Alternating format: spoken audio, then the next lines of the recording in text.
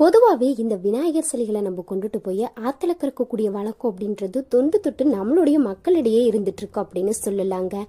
கரெக்டாக ஏன் இந்த சிலையை ஆற்றுல கறக்காங்க அப்படின்னு நம்ம என்னைக்காவது யோசிச்சிருக்கோமா? தெரிஞ்சிச்சு அப்படின்னா மறக்காம கமெண்ட்ல சொல்லுங்க. உங்களுக்கு விநாயகரை பிடிக்கும் அப்படின்னா இந்த வீடியோக்கு ஒரு லைக் பண்ணுங்க. உங்களுக்கு பிடிச்ச கடவுள் என்ன அப்படின்னு கமெண்ட் பாக்ஸ்ல சொல்லுங்க.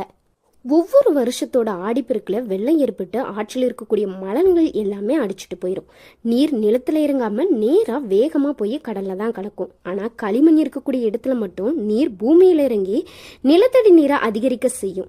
நிலத்தோட வளங்களுமே பெருகும். இதனாலதான் அந்த காலத்துல விநாயகர் சிலைகளை களிமண்ணால செய்து அது அன்னைக்கே கரைச்சிட்டோம் அப்படின்னா ஆத்துல அடிச்சுட்டு போயிடும் அப்படின்ற காரணத்தால அந்த களிமண்ணால செய்த சிலையை 3 நாள் வைத்து நீரில கருத்தா தண்ணியில அடித்து சென்றுடும் அப்படின்னு சொல்றாங்க. அதனாலதான் அந்த சிலையை 3 நாள் காய்ந்த பிறகு ஆற்றில கலக்கக்கூடிய வழக்கம் ஏற்பட்டிருக்கு அப்படின்னு சொல்றாங்க.